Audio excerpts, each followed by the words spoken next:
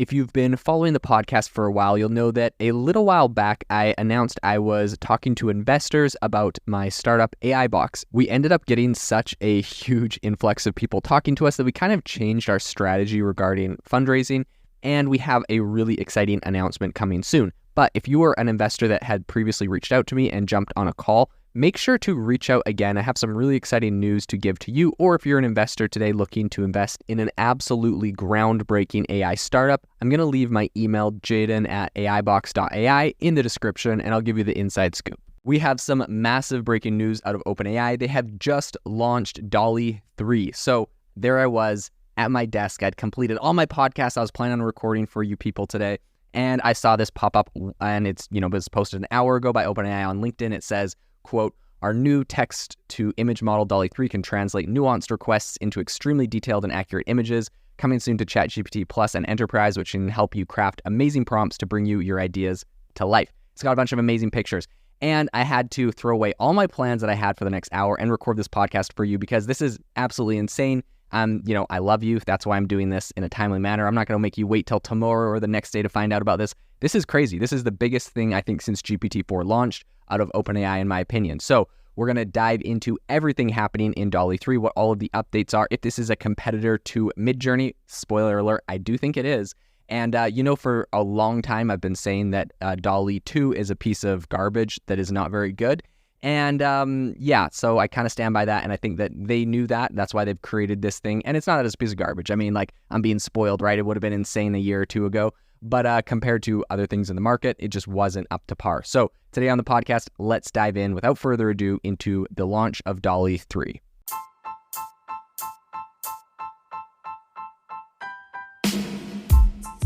Welcome to the AI Chat Podcast. I'm your host, Jaden Schaefer.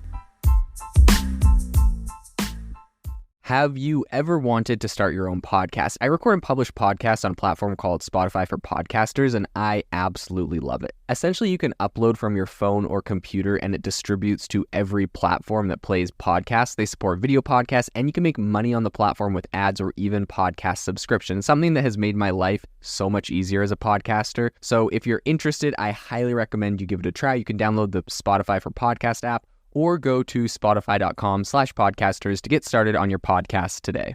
So if you head on over to the DALL-E 3 landing page, what you're going to hear is, OpenAI says, quote, "DALL-E 3 understands significantly more nuanced and detail than our previous systems, allowing you to easily translate your ideas into exceptionally accurate images." So the big thing I think to know here is that DALL-E 3 is actually going to get embedded into ChatGPT. So this is not something that is like in the past, if you use DALL-E 2, you went over to their website, play around with it. Now you're going to be able to literally, if you have the premium account of ChatGPT, you're going to be able to access and use DALL-E 3 right on ChatGPT.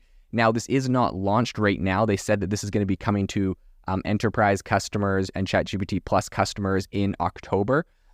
And it's also apparently via the API and in the labs later this fall. So it's going to be starting to get integrated into a ton of different products, which this is actually really cool. For those that don't know, I'm currently building an AI platform that allows you to link together a ton of different AI models to do some really impressive stuff. One of the big struggles we've had is that the major image generator is Midjourney. That's by far the best one. They do not have an API out yet, which is how you integrate it with software, which is super annoying. So you got to make all these workarounds. It's a ton of work. And this is really big, the fact that this is going to be, later this fall. The API for this is going to be available. This is going to be amazing. So I'm super excited about this. This is going to spur a ton of innovation. I know a lot of other developers and people working on startups are very, very excited about this. So here is what they're saying about it right now. They say, modern text-to-image systems have a tendency to ignore words or descriptions, forcing users to learn prompt engineering. DALL-E 3 represents a leap forward in our ability to generate images that exactly adhere to the text you provide. This is really interesting, right? If you've tried to generate anything on, Midjourney, you have to throw random keywords in there to get it to do stuff. It's getting better to the point where it's going to be eventually talking to ChatGPT. Say you just tell it what to do in plain English, and it's going to do it. You don't have to change together, keywords and other things. So I think this is very, very interesting. They show an example of a picture where they literally said the sidewalk bustling with pedestrians enjoying the nightlife, a bustling city street under the shine of a full moon. At the corner stall, a young woman in a fiery in fiery red hair, dressed in a signature velvet cloak, is haggling with a grumpy old vendor. The grumpy vendor, a tall, sophisticated man, is wearing a sharp suit, sports a noteworthy mustache, and is animated, conversing on his steampunk telephone. Okay, all of that right there, they did an image that is literally exactly that. It's just like, it is exactly what the words describe. So if you've ever tried to use Midjourney or anything else, you know, like the challenge where you're like, like 7 millimeter lens camera far back, just like you throw like all these different like UX UI like keywords on there that aren't really part of a story. So now you literally tell the story, you type the exact words, and it can generate it. This is going to be really interesting for things like books. It's going to be able to like take the page of a book and say, create an image of, what's happening on this page. Like, so crazy. This is going to be amazing. So one thing that they have noted is that even with the same prompt, DALL-E 3 gives a lot better images over DALL-E 2. So they have the same prompt, which is an expressive oil painting of a basketball player dunking, depicted as an explosion of a nebula. And the, DALL-E 2 gives this picture that's kind of, I don't know, splotchy, not very clear. They have it on DALL-E 3, and it's a really impressive picture. It's exactly what you'd kind of imagine or think of when you hear that prompt. So DALL-E 3 is built straight into ChatGPT, like I mentioned, and this kind of lets you use ChatGPT as a brainstorming partner to help you refine your prompts, right? Because even though it does exactly what you say in your text, sometimes you may want to add or remove things. This is kind of nice, where you literally are in ChatGPT, an environment you're familiar with, while you're developing these images. And you can also ask ChatGPT what you want to see, and just, throw it to a paragraph, throw it into simple sentences, it's going to generate it. So when prompted with an idea, ChatGPT is going to automatically generate tailored, detailed prompts for DALL-E 3, which is really cool, right? So ChatGPT is actually going to be able to create prompts. I've actually been using this for a while, and I wasn't sure if this was something that they were tying in, but it looks like it's getting a lot more tied in, where ChatGPT can generate prompts that really bring your idea to life. If you like a particular image, but it's not like exactly what you're going for, you can also ask ChatGPT to make small tweaks with just a few words. And it's, you're constantly like reiterating and kind of creating the perfect image for yourself, which is really, really cool. Like I said, this is going to be available in early October for paying customers.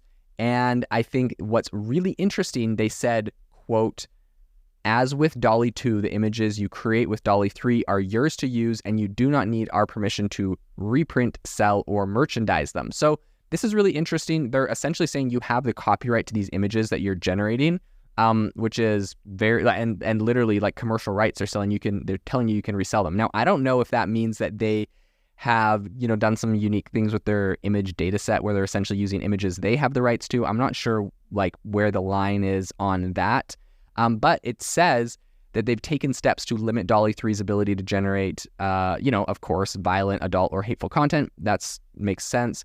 They've also essentially said that it has, mitigations to decline requests to ask for a public figure by name. So, you essentially, I think if you're saying like a picture of Donald Trump, flying an airplane, or a picture of, Biden throwing a grenade or something crazy, right? It's not going to do that, which is interesting. I'm sure that's controversial. People are going to want jailbroken versions that they can generate public figures doing things, even if it's satire, I'm sure, or parody and stuff. So it's going to be interesting.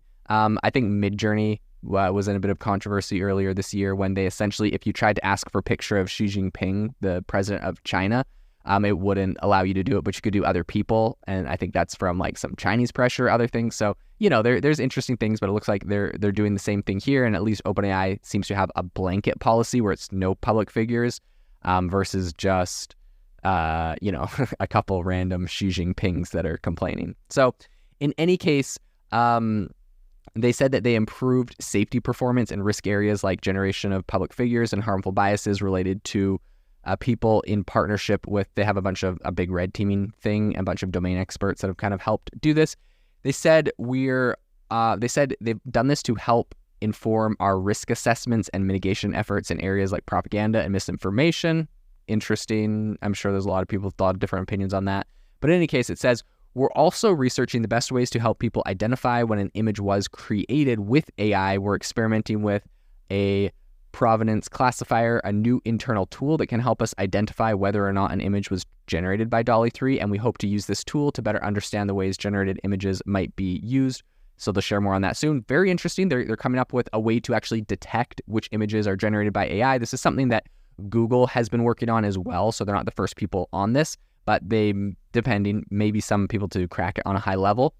One thing that they have mentioned is, really giving creative control. They said Dalle-3 is designed to decline requests that ask for an image in the style of a living artist. So, I guess you could still say do X, Y, and Z in the style of Vincent van Gogh if they're dead. But if it's a living artist, then it won't generate it's essentially designed to not generate images in that same style. So living artists today are, a lot of them have been complaining like, hey, these image generators are just knocking off my work. So it won't be able to do that. Another interesting thing that they've also said is that creators can now also opt their images out from training of our future image generation models. Now, the keyword here is future image generation models. So the model they have today is using everyone else's. But I went over to it and I saw they literally have a form where you put your name, your email, if you're the rights owner or if you're requesting it on behalf of someone else. You can have a general description of your image, and you can actually upload images that you would like to be excluded from future training models. So you're an artist, you have, let's say a library of like 150 really famous images you've painted, maybe you've sold them. You can upload that library and it will not include those in its generation. Now, this is definitely a step behind something like what Adobe's doing, where they have a platform that's actually opted in. They have the rights to all the content on the platform and they train models off of that. Definitely a step behind that, as this is still generating from people's stuff, but very, very interesting. The images look quite impressive, way more like something you'd see on Midjourney. I mean, I'm looking at a picture of like a stormy ocean out the window. There's a coffee cup on the windowsill that has a wave splashing of coffee. Really realistic, looks really, really impressive. So there's some really cool stuff. I'm seeing indoor renderings. So for like architects and stuff, outside of buildings, insides of buildings, interior design, ocean stuff, hyper realistic, all sorts of different types of art. There's one that's like a digital illustration of a beach scene crafted from yarn, and it literally looks like yarn. Looks like a piece of art a person could have made. All sorts of really, really impressive art is on this. So I think this is definitely going to be the next step. I'll tell you what I think is the biggest deal about this. Definitely, this is impressive. Definitely, they're doing a bunch of new things around safety and helping artists. But the biggest thing, in my opinion, is the fact that this thing is going to have an API. And if, Midjourney does not come out with an API before then, this is going to be what gets integrated into all software and sees the most adoption. So very, very exciting. And we're excited for early October to start testing out Dalle-3 and giving you an in-depth analysis once it is live. This episode is brought to you by Shopify. That's the sound of switching your business to Shopify, the global commerce platform that supercharges your selling. Harness the best converting checkout and same intuitive features, trusted apps, and powerful analytics used by the world's leading brands. Stop leaving sales on the table. Discover why millions trust Shopify to build, grow, and run their business. Sign up today for your $1 per month trial period at shopify.com/tech23.